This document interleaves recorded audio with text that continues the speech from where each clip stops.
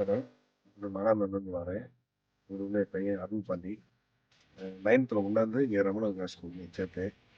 நல்லபடியாக இது பண்ணி நான் ஒரு 420 மார்க் எதிர்பார்த்தேன். ஸ்போர்ட்ஸில் இருக்கிறதுனால அவன் வந்து நல்லபடியாக கடைசி ஒரு 3 மாதம் கஷ்டப்பட்டு நான் கோச்சிங் கொடுத்து 453 மார்க் வாங்கியிருக்கேன்.